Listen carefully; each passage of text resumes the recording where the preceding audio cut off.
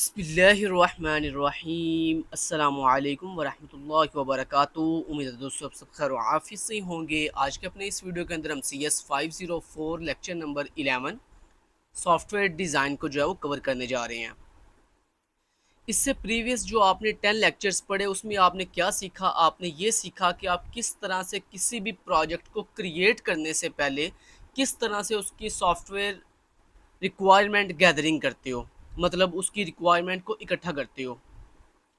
तो दोस्तों जो पिछले 10 लेक्चर्स में आपने पढ़ा, अगर मैं उसको प्रैक्टिकली आपको दिखाऊं कि आप कैसे किसी भी प्रोजेक्ट को बनाने से पहले अपनी SRS यानी सॉफ्टवेयर रिक्वायरमेंट स्पेसिफिकेशंस करते हो, वो मैं अगर आपको दिखाऊं तो ये देखें, ये वर्चुअल यूनिवर्सिटी ऑफ पाकिस्तान का ही एक प्रोजेक्ट है जो आपको फाइनल ईयर के अंदर जो है वो असाइन किया जाता है CS 619 के नाम से। उसके अंदर देखें, ये आपका अगर आपने प्रोजेक्ट बनाना हो तो सबसे पहले आप क्या करते हो, उसकी SRS रेडी करते हो।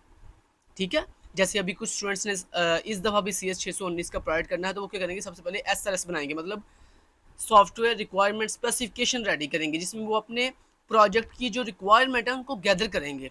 ठीक है, तो वो सारी की सारी चीज़ें आप प्रीवियस 10 लेक्चर्स के अंदर पढ़ के आए हो। तो यहाँ पर ये मैं आपको प्रैक्टिकली दिखाता हूँ। ये देखें, ये है जी हमारे इस प्रोजेक्ट की SRS यानी सॉफ्टवेयर रिक्वायरमेंट स्पेसिफिकेशंस, जो कि आप ऑलरेडी प्रीवियस 10 लेक्चर में आप पढ़ चुके हो। अगर मैं आपको यहाँ पे दिखाऊं तो ये देखें ज़रा सबसे पहले आप क्या करते हो, यहाँ पे ये देखें, पहले आप अपने प्रोजेक्ट का जो है स्कोप बयान करते हो कि आपके प्रोजेक्ट का जो है स्कोप क्या है। याद है, हमने ये प्रीवियस लेक्चर्स के अंदर ये टॉपिक पढ़ चुके हैं कि हम सबसे पहले अपने प्रोजेक्ट का जो है वो स्कोप बयान करते हैं। फिर उसके बाद हम उसकी जो है functional requirement and non functional requirement जो है वो टाइप करते हैं, राइट करते हैं। उसके बाद फिर हम उसको जो है यूज़ केस डायग्राम के अंदर रिप्रेजेंट करते हैं कि हमारी जो प्रोजेक्ट है उसके अंदर एक्टर्स कौन कौन से होंगे और हर एक्टर के रिलेटेड कौन कौन से यूज़ केसेस होंगे, मतलब जो एक्टर है वो कौन कौन सी फंक्शनैलिटीज़ परफॉर्म करेगा, तो वो हम यूज़ केस डायग्राम के अंदर रिप्रेजेंट करते हैं। उसके बाद हमारे पास यूजेस सिनेरियोज होते हैं। ठीक है, देन उसके बाद अडॉप्टेड मेथडोलॉजी होती है कि मतलब हमने किस मेथडोलॉजी को यूज़ करते हुए, मतलब हमने वाटरफॉल मॉडल को यूज़ किया, हमने व्यू प्रोसेस मॉडल को यूज़ किया, मतलब किस मेथडोलॉजी को, किस मेथड को अडॉप्ट करते हुए आपने जो है अपना पूरे का पूरा जो डिज़ाइन है या पूरी की पूरी जो रिक्वायरमेंट है वो गैदर की है। उसके बाद फिर हम अपना वर्क प्लान यानी गैंग चार्ट क्रिएट करते हैं, जिसके अंदर हम डेट्स के अकॉर्डिंग बताते हैं कि हमने कब कौन सा काम कैसे किया, किस डेट को किया, कितने टाइम में किया। तो ये सारा कुछ क्या है, ये सारी देखें वही चीज़ें हैं जो आप प्रीवियस 10 लेक्चर में आपने पढ़ी हैं प्रैक्टिकली कि जनाब हम जब कोई भी प्रोजेक्ट रेडी करते हैं तो उससे पहले पहली स्टेज ये होती है कि हम उसकी सॉफ्टवेयर रिक्वायरमेंट की गैदरिंग करते हैं। ठीक है, तो उस गैदरिंग के अंदर ये सारी चीज़ें जो हैं वो इन्वॉल्व होती हैं। समझ आ गई? तो आप समझ लो कि आपके प्रीवियस 10 लेक्चर का ये लुब्बे लुबाब है जो यहाँ पे मैंने आपको दिखा रहा हूँ। ठीक है, अच्छा अब हम इसको करते हैं बंद। अब जरा नेक्स्ट देखो, नेक्स्ट आज हमने लेक्चर नंबर 11 में जो चीज़ पढ़नी है ना वो है जी सॉफ्टवेयर डिज़ाइन। अब यहाँ पे दोस्तों सॉफ्टवेयर डिज़ाइन का मतलब ये नहीं है कि मतलब हम कोडिंग करके जो है वो इम्प्लीमेंटेशन करना स्टार्ट करने लगे हैं, नहीं, वो तीसरी स्टेज है। अब हम आज दूसरी स्टेज पढ़ेंगे जिसमें बेसिकली हम अपने सॉफ्टवेयर का डिज़ाइन तैयार करते हैं। डिज़ाइन मीन उसका लॉजिकल मॉडल। ठीक है, लॉजिकल मॉडल क्या होता है? लॉजिकल मॉडल ये होता है कि जब आप जो आपने प्रीवियस 10 लेक्चर के अंदर जो रिक्वायरमेंट गैदरिंग की है स्टेज नंबर 1 के अंदर, जब उस गैदरिंग को हम कंप्लीट कर लेते हैं तो फिर हम क्या करते हैं, अपने सॉफ्टवेयर का डिज़ाइन यानी लॉजिकल मॉडल तैयार करते हैं। यानी डिफरेंट डायाग्राम्स के थ्रू जो है हम अपने सॉफ्टवेयर को जो है वो रिप्रेजेंट करते हैं। हम उसके अंदर जो है वो क्लास डायग्राम बनाते हैं, हम उसके अंदर जो है एंटिटी रिलेशनशिप डायग्राम बनाते हैं, हम उसके अंदर जो है डेटाबेस डिज़ाइन डायग्राम बनाते हैं, हम उसके अंदर जो है वो एक सीक्वेंस डायग्राम्स बनाते हैं, हर एक्शन के अलग अलग सीक्वेंस डायग्राम्स क्रिएट करते हैं। तो ये सारी की सारी फिर हम उसके अंदर डाटा फ्लो डायग्राम क्रिएट करते हैं। फिर हम उसके अंदर जो है वो लेवल 1, लेवल 2, लेवल 0 डायग्राम जो है context level flow diagram create, data flow diagram create करते हैं। तो ये सारी की सारी जो आप अपनी डायग्राम्स क्रिएट कर रहे हो ना, तो यहाँ पर बेसिकली दोस्तों हम सेकेंड लेवल यानी सेकेंड स्टेप, सेकेंड स्टेज, जिसको हम सॉफ्टवेयर डिज़ाइन या फिर लॉजिकल मॉडल कहते हैं, इसके अंदर बेसिकली हम ये सारी चीज़ें करते हैं। मतलब हमने जो प्रीवियस पूरे का पूरा एक स्ट्रक्चर तैयार किया रिक्वायरमेंट गैदरिंग का, अब हम उसको जो है वो अपने सेकंड स्टेज पे आ चुके हैं। हम अब उसको डिफरेंट डायग्राम के थ्रू जो है वो रिप्रेजेंट करने लगे हैं। तो इसको अगर मैं आपको प्रैक्टिकल दिखाऊं तो ये देखिए, मैं आपको दिखाता हूँ। ये देखिए, जब हमारी एसएस रेडी हो गई उसके बाद फिर हम उसका डिज़ाइन डॉक्यूमेंट तैयार करते हैं। ये मैं आपको दिखाता हूँ। डिज़ाइन डॉक्यूमेंट में हम बेसिकली सारी की सारी जो है वो अपनी डायग्राम्स यानी लॉजिकल मॉडल तैयार करते हैं। तो यहाँ पे देखिए, इसी सेम प्रोडक्ट की मैं आपको डिज़ाइन डायग्राम दिखाने लगा हूँ, डिज़ाइन डॉक्यूमेंट थोड़ी दिखाने लगा हूँ। ये देखें, यहाँ पे देखें, सबसे पहले हमने अपने डिज़ाइन डॉक्यूमेंट का इंट्रोडक्शन बयान किया, फिर हमने उसके बाद उसकी एंटिटी यानी ईआरडी यानी एंटिटी रिलेशनशिप डायग्राम क्रिएट की, फिर हमने उसकी सीक्वेंस डायग्राम्स क्रिएट की, फिर हमने उसकी आर्किटेक्चर डिज़ाइन डायग्राम क्रिएट की, फिर क्लास डायग्राम, फिर डेटाबेस डिज़ाइन, फिर इंटरफेस डिज़ाइन, फिर टेस्ट केसेस उसके बयान किए। तो ये क्या है, ये बेसिकली आप उसका सारे का सारा ढांचा यानी उसका मेन जो लॉजिकल मॉडल है ना, वो आप तैयार कर रहे हो, और इसी लॉजिकल मॉडल को देखते हुए आपके जो कोडिंग करने वाले इंजीनियर हैं, मतलब जो कोडिंग करते हैं, जो सॉफ्टवेयर इंजीनियर हैं, जो कोडिंग के अंदर आपका जो है वो हाथ बटाते हैं, वो जो है फिर आपकी इन्हीं लॉजिकल मॉडल को देखते हुए जो आपका पूरे का पूरा स्ट्रक्चर जो है वो इम्प्लीमेंट करते हैं। उसको कहते हैं डेवलपमेंट करना, ठीक है। वो डेवलपमेंट फेज होता है, ठीक है, उसको हम इम्प्लीमेंटेशन फेज कहते हैं।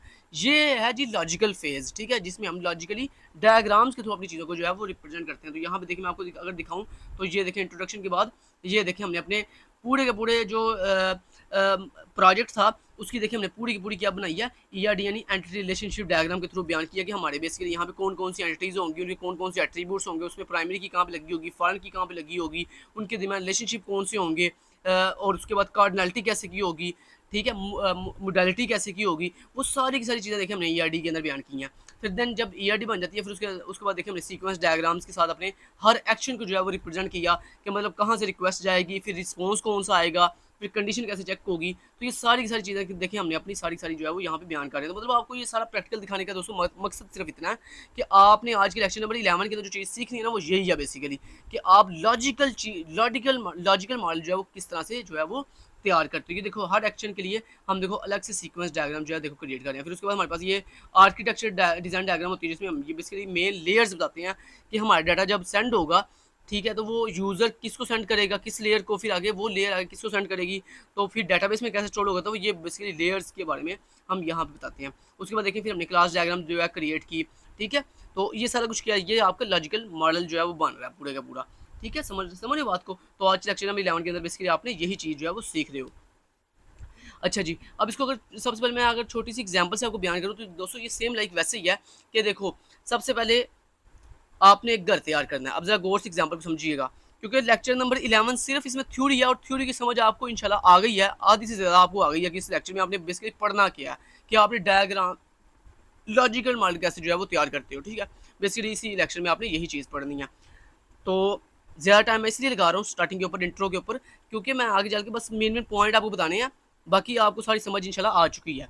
अच्छा जी, उसके बाद देखिए मैं आपको एग्जांपल दे रहा था। देखिए आपने एक घर तैयार करना है। अब उस घर के अंदर क्या होता है, सबसे पहले उसमें 3 फेज़ होते हैं, मतलब 3 स्टेजेस होती हैं। पहले स्टेज में क्या होता है कि सबसे पहले हम जो है रिक्वायरमेंट गैदर करते हैं, रिक्वायरमेंट गैदरिंग करते हैं, जिसमें हम ये लिखते हैं कि जनाब आपके घर के अंदर जो है वो कितने कमरे होंगे, उसमें वॉशरूम कितने होंगे, उसमें जो है वो अटैच वॉशरूम बनाना है कि नहीं बनाने हैं आपने रूम्स के अंदर। उसके बाद गराज कितना बड़ा होगा और क्या एक गराज होगा, उसके अंदर जो है कैसे के डिज़ाइन तैयार करना है, वो सारी हम क्या कर रहे हैं जी, रिक्वायरमेंट गैदरिंग कर रहे हैं, मतलब रिटर्न फॉर्म में हम चीज़ों को लिख रहे हैं अभी, ठीक है। तो ये जो पहली स्टेज है इसको हम कहते हैं रिक्वायरमेंट गैदरिंग करना। देखें जब वो रिक्वायरमेंट गैदरिंग आप कर लेते हो सारी, उसके बाद क्या होता है, नेक्स्ट स्टेज क्या होती है, नेक्स्ट स्टेज ये होती है कि आप किसी आर्किटेक्ट को बुलाते हो और उसको कहते हो यार ये ना मेरे घर का ये रिक्वायरमेंट है मेरे घर की, ठीक है, इन रिक्वायरमेंट के अकॉर्डिंग मुझे इसका नक्शा तैयार कर दो।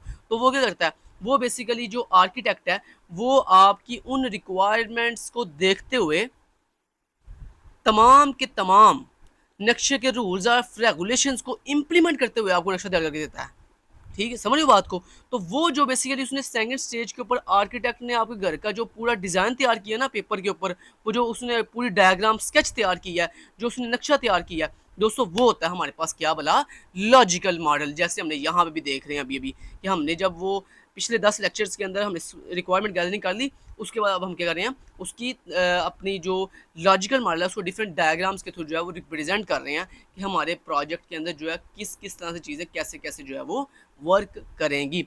फिर देखें जब वो आर्किटेक्ट नक्शा तैयार कर लेता है उसके बाद क्या होता है, फिर थर्ड स्टेज में क्या होता है कि उस नक्शे को देखते हुए आपके जो सिविल इंजीनियर्स हैं वो आपके घर को प्रैक्टिकली फिर जो है वो बनाते हैं, इम्प्लीमेंट करते हैं, बनाते हैं, ठीक है। तो यही चीज़ दोस्तों हम फिर नेक्स्ट यहाँ पे देख रहे हैं कि जब हमारा ये सॉफ्टवेयर डिज़ाइन तैयार हो जाएगा, मतलब हमारी डायग्राम सारी रेडी हो जाएंगी, फिर उसके बाद क्या होगा, फिर हमारा थर्ड स्टेज स्टार्ट होगी जिसमें हम इम्प्लीमेंटेशन यानी डेवलपमेंट करेंगे। यानी हमारे सॉफ्टवेयर इंजीनियर जो है आपकी उन डायग्राम्स को देखते हुए, आपके उस लॉजिकल मॉडल को देखते हुए कोडिंग करके आपकी पूरी की पूरी प्रोजेक्ट की जो है वो इम्प्लीमेंटेशन करेंगे। ठीक हो गया। तो चलें जी, अब हम बस मेन पॉइंट पढ़ते हैं। मेन चीज़ मैंने आपको सारी समझा दी। अब देखें यहाँ भी वही चीज़ बताई जा रही है। देखें कह रहा है during the design phase the focus shifts from what to how, that is at this stage we try to answer the question of how to build the system. यानी इसके अंदर बेसिकली हम क्या करते हैं, लॉजिकल यानी इस डिज़ाइन फेज के अंदर हम ये करते हैं कि सबसे पहले हम ये देखते हैं कि जनाब हमारा मेन फोकस इस बात पे होता है कि व्हाट टू हाउ, कि हमने करना क्या और कैसे करना है, ठीक है। और उसके बाद इस स्टेज के अंदर बेसिकली हमारा मेन जो चीज़ होती है वो ये होती है कि हमने इस चीज़ को समझना होता है कि हमारे जो पूरे का पूरा सिस्टम है उसको कैसे बिल्ड किया जाएगा। और इसकी समझ कैसे आएगी, जब आप उसको डायग्रामेटिकली जो है वो रिप्रेजेंट करोगे। जैसे हमने अपने घर को बनाने के लिए प्रॉपर पहले उसका नक्शा तैयार किया, सेम लाइक वैसे ही उसमें देखें the design activity provides a road map. ये देखें बात आ गई ना मेन चीज़, रोड मैप किसे कहते हैं, रोड मैप कहते हैं वो मेन स्टेप्स जिनको करके आप अपनी इम्प्लीमेंटेशन जो है वो कंप्लीट करते हो। तो यानी वो आपका ये जो डिज़ाइन एक्टिविटी है ना, यानी ये जो सॉफ्टवेयर डिज़ाइन फेज़ आपका, जिसको आप लॉजिकल फेज़ कह रहे हो, जिसमें आप डायग्रामेटिकली अपनी चीज़ों को रिप्रेजेंट करते हो, इसमें आपको पूरा एक रोड मैप मिल जाता है। मतलब पूरा वो स्टेप्स मिल जाते हैं जिनको फॉलो करते हुए आप क्या करते हो, अपना जो है पूरे का पूरा जो प्रोजेक्ट है उसको इम्प्लीमेंट करते हो कोडिंग के थ्रू। ठीक है, आगे सारी चीज़ें ये वही लिखी हुई हैं कि इसमें कौन कौन सी चीज़ें इन्वॉल्व होती हैं। मॉडलिंग ऑफ द डाटा, इसमें डाटा स्ट्रक्चर इन्वॉल्व होता है कि आप किस डाटा स्ट्रक्चर का इस्तेमाल करते हुए कोडिंग करोगे। उसके बाद इसमें एंटिटीज़ इन्वॉल्व होती हैं। उसके बाद इसमें फिजिकल एंड लॉजिकल पार्टीशनिंग जो है वो इन्वॉल्व होती है। अब फिजिकल कौन सी होती है दोस्तों, फिजिकल वो मॉडल होता है जिसमें आप कोडिंग कर रहे होते हो, और लॉजिकल जो अभी हम पढ़ रहे हैं मतलब जिसमें डायग्रामेटिकल चीज़ों को आप जो है वो बयान करते हो। Of the system into components, कि यानी अपने सिस्टम को डिफरेंट कंपोनेंट्स के अंदर जो है वो हमने उसकी पार्टीशनिंग कैसे करनी है लॉजिकल एंड फिजिकल फेज को देखते हुए। And the interface between different components of the system as well as interface to the outside world, कि इसमें डिफरेंट हमारे जो इंटरफेस हैं वो भी इन्वॉल्व होते हैं कि बेसिकली हमारा जो इंटरफेस है, हमारी जो लुक है वो कैसे की दिखाई देगी। इसमें आप लॉजिकल मॉडल के अंदर जो है ये भी रेडी करते हो, मतलब अपना प्रोटोटाइप। याद है हमने प्रीवियस लेक्चर में पढ़ा प्रोटोटाइप क्या होता है, नॉट अ रियल प्रोडक्ट। वो एक रियल प्रोडक्ट नहीं होती बल्कि एक आपके पास एक समझ डमी होती है जिसको देखते हुए आप मतलब नॉट वर्किंग, वो वर्किंग स्टेज में नहीं होती है, वो सिर्फ आपको एक आइडिया दे रही होती है कि आपका मेन लुक जो है वो आपकी सॉफ्टवेयर की या आपकी प्रोडक्ट की किस तरह से जो है वो आपको दिखाई देगी।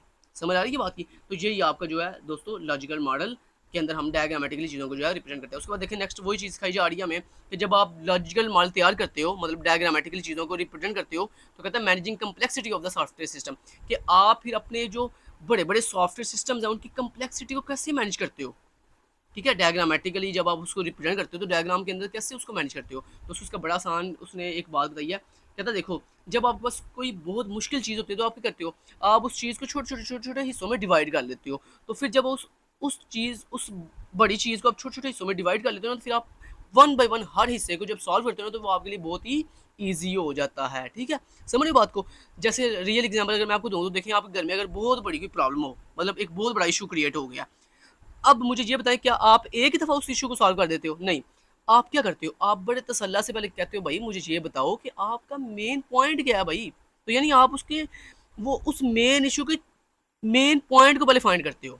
ठीक है, तो आप उस बड़े इशू को जो है मतलब डिफरेंट अंदाज़ों से देखते हो, डिफरेंट मतलब स्टेप्स में उसको डिवाइड करते हो। मतलब अगर ये चीज़ ऐसी हुई होगी तो फिर इसका ये सोल्यूशन हुआ होगा, अगर ये चीज़ ऐसी होगी तो फिर इसका ये सोल्यूशन होगा। मतलब अपने बड़ी प्रॉब्लम को आपने पहले उसका मेन जो है थीम समझा, उसका मेन उसकी जड़ समझी। ठीक है, कि आया कि इस भाई इशू की जड़ क्या है, इसका मसला क्या है मेन, वो आप समझते हो। ऐसे दोस्तों जब कोई भी बड़ा सिस्टम तैयार करते हैं तो उसकी कम्प्लेक्सिटी को मैनेज करने के लिए हम क्या करते हैं, अपने बड़े सिस्टम को देखिए यहाँ पे लिखा हुआ है कम्प्लेक्स सिस्टम में be divided into smaller pieces. तो यहाँ पे ये इसको हाईलाइट करने का सिर्फ मकसद इतना ही है कि इसमें बस आपने ये याद रखना है कि हम अपने सॉफ्टवेयर सिस्टम की कम्प्लेक्सिटी को मैनेज इस तरह से करते हैं कि हम उसको छोटे छोटे हिस्सों में छोटे छोटे पीसीज में जो है वो डिवाइड कर लेते हैं। फिर हम क्या करते हैं, जो हमने वो छोटे छोटे पीसीज में डिवाइड किया था ना, और इस स्ट्रैटेजी को हम क्या करते हैं, डिवाइड एंड कनकर फिलॉसफी कहते हैं। कि यानी हमने पहले क्या किया, पहले अपने बड़े सिस्टम को जो छोटे छोटे पीसों में डिवाइड किया। ठीक है, फिर जब हमने हर छोटे छोटे पीस को सॉल्व कर लिया, फिर हमने दोबारा से क्या किया, उन छोटे छोटे पीस को मर्ज करके इंटीग्रेट करके अपना बड़ा सिस्टम जो है वो तैयार कर लिया। ठीक है, जैसे आप क्या करते हो, मान लो आपने कैलकुलेटर तैयार करना है, अब उस कैलकुलेटर में क्या होता है, उस कैलकुलेटर में आपको पता है मैंने इसमें सम का फंक्शन बनाना है, मैंने इसमें जो है वो सब्ट्रैक्ट का फंक्शन बनाना है, मल्टीप्लाई का फंक्शन बनाना है एंड डिवाइड का फंक्शन बनाना है। तो आप क्या करते हो कि आप एक दफ़ा पूरा कैलकुलेटर बनाते हो? नहीं, आप उसमें जो है सम का फंक्शन बनाते हो अलग से, फिर आप उसमें सब्ट्रैक्ट का फंक्शन बनाते हो, फिर आप उसमें जो है वो मल्टीप्लाई का फंक्शन बनाते हो, फिर आप उसमें जो है वो डिवाइड का फंक्शन बनाते हो। फिर बाद में जब वो चारों फंक्शन बन जाते हैं, फिर आप उन चारों को मर्ज करके एक सिंगल फाइल के अंदर पूरे का पूरा अपना कैलकुलेटर जो है वो रेडी कर लेते हो। तो ये दोस्तों है जी कम्प्लेक्स सिस्टम को मैनेज करने का तरीका। Next, software design process. कहता है सॉफ्टवेयर डिज़ाइन प्रोसेस में हम बेसिकली करते क्या, तो कहता है जो हमारा सॉफ्टवेयर डिज़ाइन प्रोसेस होता है ना, is not a sequential process. तो ये आपका मेन एमसीक्यू बन सकता है कि बताओ जो आपका सॉफ्टवेयर डिज़ाइन प्रोसेस होता है क्या वो सिक्वेंशियल होता है कि नॉन सिक्वेंशियल होता है। तो दोस्तों ये एक नॉन सिक्वेंशियल प्रोसेस होता है। नॉन सिक्वेंशियल का मतलब is not a sequential process का मतलब क्या है दोस्तों, कि यानी इसको ये नहीं कि मतलब हम एक सीक्वेंस में चलेंगे, मतलब पहला सम का फंक्शन पूरा होगा देन अगला स्टेप शुरू करेंगे, फिर वो पूरा होगा तो फिर अगला दूसरा पूरा होगा स्टेप, तो फिर तीसरा शुरू करेंगे। ऐसा नहीं होता दोस्तों, ऐसा नहीं होता है। बल्कि हम पैरेलली भी इसको लेके चल सकते हैं। मतलब हमारे पास एक बड़ी टीम है जिसमें जो है ना वो दो लोग जो है वो आपके फर्स्ट चीज़ पे काम कर रहे हैं, दो लोग आपकी सेकंड चीज़ पे पैरेलली काम कर रहे हैं, दो लोग आपकी जो है थर्ड फंक्शनैलिटी पे काम कर रहे हैं।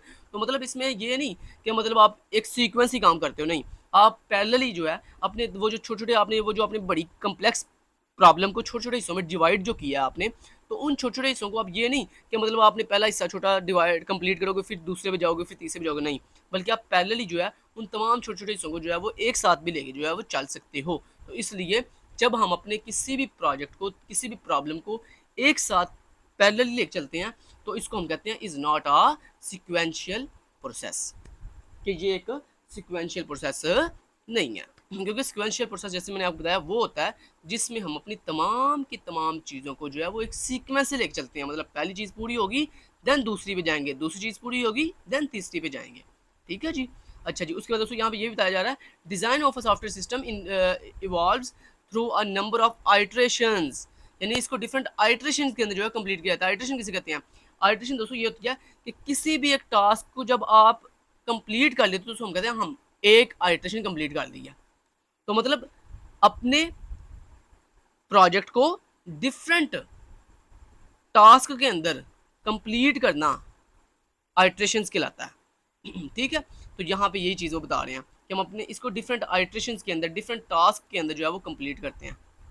Next, software design strategy. कहता है जब हम अपने सॉफ्टवेयर को डिज़ाइन करते हैं, मतलब जब हम उसका लॉजिकल मॉडल तैयार करते हैं, यानी जब हम उसकी डायग्रामेटिकली चीज़ों को बयान करते हैं, मतलब ड्रा करते हैं, तो उसकी स्ट्रेटजी क्या होती है दोस्तों? उसकी स्ट्रेटजी जैसे हम पढ़ के आ चुके हैं पहले कि हम उसको छोटे छोटे हिस्सों में जो है डिवाइड कर लेते हैं। ये देखें यहाँ पे लिखा भी हुआ है कि software design process involves around decomposing का मतलब होता है अपनी चीज़ को छोटे छोटे टुकड़ों में डिवाइड कर देना, डीकम्पोज इसको कहते हैं, of the system into smaller and simpler units and then systematically integrates these units to achieve the desired results. कि हम पहले जो है उसको छोटे छोटे टुकड़ों में और सिंपलर यूनिट्स में डिवाइड कर लेते हैं, फिर जब वो छोटे छोटे सिंपलर यूनिट्स जो हैं वो जब कंप्लीट हो जाते हैं, फिर हम उसको प्रॉपर सिस्टमेटिकली जो है वो इंटीग्रेट करते हैं, मतलब जोड़ते हैं, फिर इकट्ठा करते हैं उनको दोबारा से।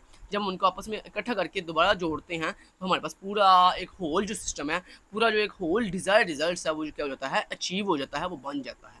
ठीक है, अब आगे बड़ा इंपॉर्टेंट एक एमसीक्यू आ रहा है, two fundamental strategies have been used to that end. कहता है जब हम अपने सॉफ्टवेयर को डिज़ाइन करते हैं तो उसकी दो मेन स्ट्रेटजीज होती हैं, उन दोनों में से किसी एक को आप फॉलो करते हो।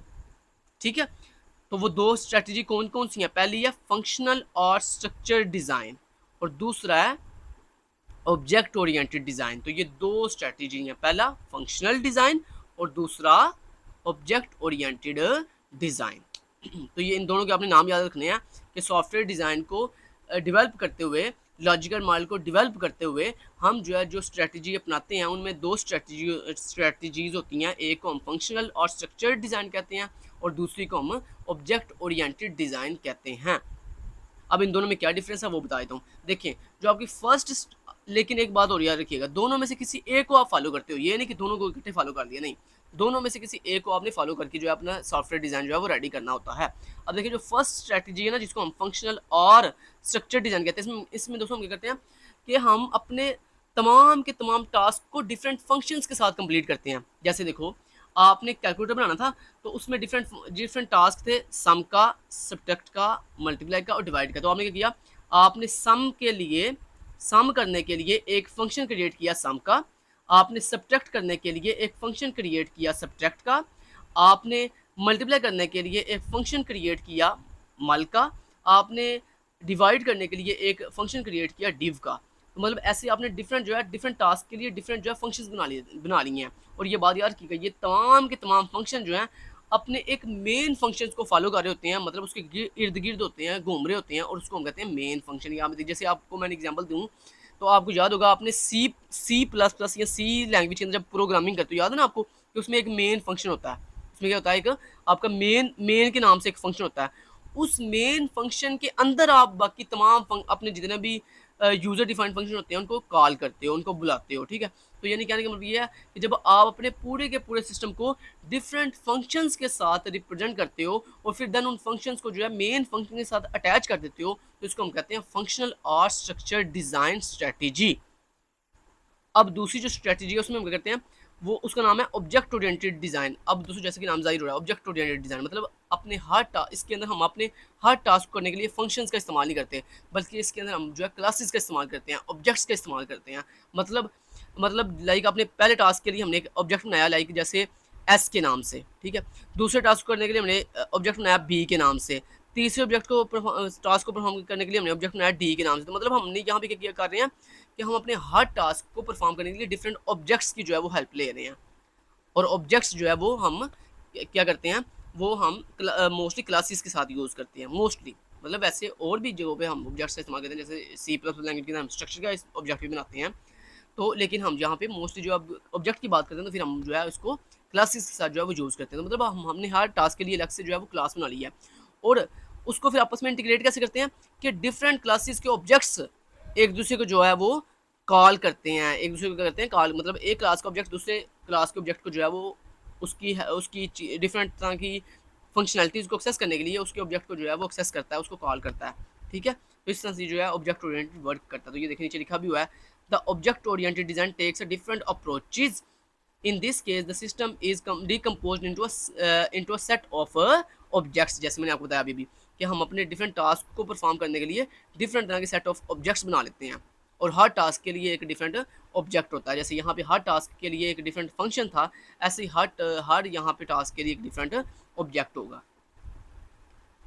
उसके बाद लास्ट में एक बड़ी इंपॉर्टेंट बात लिखी हुई है, दो जो आपके एमसीक्यूज के लिहाज से बड़ी इंपॉर्टेंट है। The object oriented approach has gained popularity over the structured design approach. यानी आपकी दो अपनी स्ट्रेटजी पढ़ी है ना, एक आपने पढ़ी है, एक को आप कहते हो फंक्शनल और स्ट्रक्चर्ड अप्रोच, और दूसरी को आप कहते हो ऑब्जेक्ट ओरिएंटेड अप्रोच। तो दोस्तों इन दोनों में ज़्यादा पॉपुलर कौन है, इन दोनों में ज़्यादा पॉपुलर है ऑब्जेक्ट ओरिएंटेड अप्रोच, मतलब जिसमें आप अपने डिफरेंट टास्क को डिफरेंट ऑब्जेक्ट्स की हेल्प से जो है वो सॉल्व करते हो, इम्प्लीमेंट करते हो। तो दोस्तों वो जो अप्रोच है ना आपकी सेकंड ऑब्जेक्ट ओरिएंटेड अप्रोच, ये ज़्यादा पॉपुलर है एज कम्पेयर टू स्ट्रक्चर यानी फंक्शनल डिज़ाइन अप्रोच के।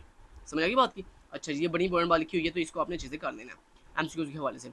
उसके बाद नेक्स्ट सॉफ्टवेयर डिज़ाइन क्वालिटीज़। कहते हैं सॉफ्टवेयर डिज़ाइन क्वालिटीज़ यानी उसकी मतलब उसके अंदर कैसी क्वालिटीज़ होनी चाहिए। जब आप कोई भी सॉफ्टवेयर डिज़ाइन करते हो तो उसको उसके अंदर अच्छी क्वालिटीज़ इंप्लीमेंट करने के लिए क्या क्या चीज़ों का आपको ख्याल रखना पड़ता है। तो कहता है software design can be looked at from different angles and different parameters can be used to measure and analyze its quality। कहता है जब आप देखो, अगर आपने एक बहुत अच्छा सिस्टम तैयार करना है, एक बहुत अच्छा सिस्टम जो है वो डेवलप करना है दोस्तों, उसका लिए सबसे पहली जो चीज़ है जो आपकी क्वालिटी को मेंटेन रखेगी वो ये है कि आप अपनी जो टास्क है उसको डिफरेंट एंगल से सोचो, उसको डिफरेंट पैरामीटर से जो है वो इम्प्लीमेंट करो।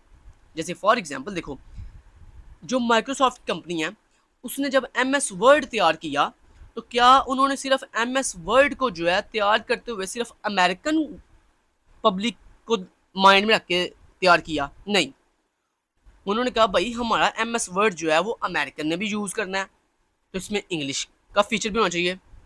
उन्होंने कहा हमारा जो है MS वर्ड जो है वो जर्मन ने भी यूज़ करना है, तो उसमें जर्मन का फीचर भी होना चाहिए, ठीक है। दैट शायद उनकी लैंग्वेज है। अच्छा, उसके बाद उन्होंने कहा कि हमारा ये जो MS वर्ड है ये पाकिस्तान और इंडिया ने भी यूज़ करना है, तो इसमें उर्दू हिंदी का भी फीचर होना चाहिए। उन्होंने कहा हमारा MS वर्ड जो है वो रशिया ने भी यूज़ करना है, चाइना ने भी यूज़ करना है, जैपनीज़ ने भी यूज़ करना है, तो उसमें जैपनीज़ लैंग्वेज का इम्प्लीमेंट भी होना चाहिए, उसमें चाइनीज़ लैंग्वेज का भी इम्प्लीमेंट होना चाहिए, ठीक है। तो मतलब कहने का जनाब ये है कि देखो, जो माइक्रोसॉफ्ट कंपनी है, उसने जब एमएस वर्ड रेडी किया तो उन्होंने डिफरेंट पर्सपेक्टिव से सोचा, उन्होंने डिफरेंट एंगल से सोचा, हर कंट्री के लिहाज से सोचा। अगर वो सिर्फ और सिर्फ अपने अमेरिका के लिहाज से सोचते तो आज एमएस वर्ड दुनिया में इतना पॉपुलर ना होता, उसकी क्वालिटी इतनी अच्छी ना होती। लेकिन वो इतना पॉपुलर क्यों है, वो इतना जो है उसकी क्वालिटी अच्छी क्यों है, उसको दुनिया के हर किस्म के लोग यूज़ क्यों कर रहे हैं? क्योंकि जनाब उनके डेवलपर्स ने जब उसको रेडी किया, उसके जब डिज़ाइनर्स ने जब उसका डिज़ाइन रेडी किया, तो उन्होंने हर एंगल से सोचा। समझ रहे बात को? तो इसलिए यहाँ पे बेसिकली आपको ये सिखाया जा रहा है कि जब जनाब आप अपने सॉफ्टवेयर के डिज़ाइन को बनाते हुए उसको डिफरेंट पर्सपेक्टिव से सोचते हो, डिफरेंट एंगल से सोचते हो, डिफरेंट पैरामीटर्स को लेकर सोचते हो, तो फिर क्या होता है, फिर आपको फ़ायदा ये होता है कि आपके सॉफ्टवेयर की एफिशिएंसी इंक्रीज़ हो जाती है, उसके कम्पैक्टनेस इम्प्रूव हो जाती है, उसकी रीयूजेबिलिटी इम्प्रूव हो जाती है, उसकी मेंटेबिलिटी जो है वो मेंटेनेबिलिटी जो है वो इम्प्रूव हो जाती है और आप एक गुड डिज़ाइन जो है वो रेडी कर लेते हो। समझ आएगी बात की? चलो जी नेक्स्ट चलते हैं जी, अगला टॉपिक है जी मेंटेनेबल डिज़ाइन। मेंटेनेबल डिज़ाइन दोस्तों क्या होता है? मेंटेनेबल डिज़ाइन दोस्तों ये होता है कि जब आप अपना पूरा डिज़ाइन रेडी कर लेते हो तो उसके बाद उसको मेंटेन भी करना। मेंटेन का मतलब लाइक जैसे देखो, आपने एक सॉफ्टवेयर बनाया जिसके अंदर आपने कहा इसमें ना 3 फंक्शनैलिटीज़ होंगी, इंसर्ट की, अपडेट की, डिलीट की, ये 3 फंक्शनैलिटीज़ होंगी। जब आपने डायग्राम पूरी रेडी कर ली तो उसको मेंटेनेबिलिटी उसकी क्या क्या कहलाती है? मेंटेनेबिलिटी ये होती है, देखो जब आपने पूरी डायग्राम तैयार कर ली उसके बाद आपको याद है नहीं मैंने तो इसमें ये सर्च फंक्शनैलिटी भी ऐड करनी थी, ठीक है। तो अब यानी आपका सिस्टम ऐसा होना चाहिए, आपके लॉजिकल मॉडल ऐसा फ्लेक्सिबल होना चाहिए कि अगर मैं उसमें कल को कोई चेंज करना चाहूँ, उसमें कोई नया फीचर ऐड करना चाहूँ तो वो ईजिली मैं ऐड कर सकूँ। लेकिन एक और चीज़ का ख्याल रखना है आपने कि जब उसमें मैं कोई भी चीज़ ऐड करूँ तो उसकी वजह से मेरे दूसरे किसी पार्ट के ऊपर, मतलब जो मेरे सॉफ्टवेयर का जो दूसरा हिस्सा है, लाइक जैसे इंसर्ट फंक्शन है, लाइक अपडेट फंक्शन है, डिलीट फंक्शन है, उसके ऊपर कोई इफेक्ट ना पड़े, ठीक है। तो ये चीज़ आपने माइंड में रखनी होती है कि जनाब आपने जब अपने डिज़ाइन की मेंटेनेबिलिटी करनी होती है तो आपने इस बात का ख्याल रखना है कि मेंटेनेबिलिटी करते हुए उसके जो दूसरे पार्ट्स हैं, उसके जो दूसरे पोर्शंस हैं जो ऑलरेडी बन चुके हैं, उनके ऊपर कोई इफेक्ट ना पड़े। जैसे आपने देखा होगा डिफरेंट आप सॉफ्टवेयर इंस्टॉल करते हो तो उसके बाद कुछ दिन बाद उसकी अपडेशन आती है ना, नया वर्जन आ गया। वो वर्जन क्या है दोस्तों, मुझे बताएं? क्या वर्जन का मतलब ये होता है कि वो चीज़ नए सिरे से बनाई गई है? नहीं, वर्जन का मतलब बेसिकली ये होता है कि उस पुरानी जो चीज़ थी, पुराना जो सॉफ्टवेयर था, उसमें नई नई कुछ चीज़ें इंप्लीमेंट की गई हैं, कुछ बग्स थे उनको ठीक किया गया है, कुछ नए फीचर्स ऐड किए गए हैं। लेकिन जब वो नए नए वर्जन के अंदर नए फीचर्स ऐड होते हैं, बग्स ठीक होते हैं, तो उनकी वजह से आपके दूसरी जो टास्क होते हैं, दूसरे जो फीचर्स होते हैं, फंक्शनैलिटीज़ होती हैं, उन पर कोई फ़र्क नहीं पड़ता। और दूसरी बात मैंने आपको याद है हमने पीछे एक बात पढ़ी थी कि किसी भी सॉफ्टवेयर की जो मेंटेनेंस होती है ना, वो उस सॉफ्टवेयर की ओवरऑल कॉस्ट से भी बहुत ज़्यादा होती है। क्योंकि दोस्तों किसी भी सॉफ्टवेयर की मेंटेनेंस कभी ख़त्म नहीं होती, वो अनटिल क़यामत तक चलती रहेगी। क्योंकि मैंने जैसे आपको पहले भी बड़ी दफ़ा ये बात बताई हुई है कि दुनिया में कोई भी सॉफ्टवेयर 100% कंप्लीट नहीं होता। इंसान की बनाई हुई चीज़ कभी कभी भी परफेक्ट नहीं होती, उसमें वक्त के साथ साथ जो है चेंजिंग करनी पड़ती है। तो इसलिए याद रखिएगा कि किसी भी सॉफ्टवेयर को जब हम बना लेते हैं कंप्लीट तो उसकी जो ओवरऑल कॉस्ट होती है ना, उससे कई गुना ज़्यादा उसकी मेंटेनेंस कॉस्ट होती है। क्योंकि मेंटेनेंस हमेशा अब होती रहनी है, जब एक दफ़ा सॉफ्टवेयर बन गया अब उसके बाद उसकी क़यामत तक उसकी मेंटेनेंस होती रहनी है, ठीक है, उसके अंदर चेंजिंग आती रहनी है। तो लें जनाब, यहाँ तक आपको जो लेक्चर नंबर 11 है वो कंप्लीट हो गया। मुझे उम्मीद है आपको सॉफ्टवेयर डिज़ाइन यानी लॉजिकल मॉडल की समझ आ गई होगी कि हम किस तरह डायग्रामेटिकली चीज़ों को जो है वो हैंडल करते हैं, किस तरह हम अपने कम्प्लेक्स मॉडल को हैंडल करते हैं, किस तरह उसकी क्वालिटीज़ को मेंटेन करते हैं, किस तरह उसके जो स्ट्रेटजी है उसको कैसे अप्लाई करते हैं, किस तरह से उसकी मेंटेनेबिलिटी करते हैं। तो उम्मीद है आपको इन तमाम चीज़ों की समझ आ गई होगी। Thank you so much till then guys, take care, Allah.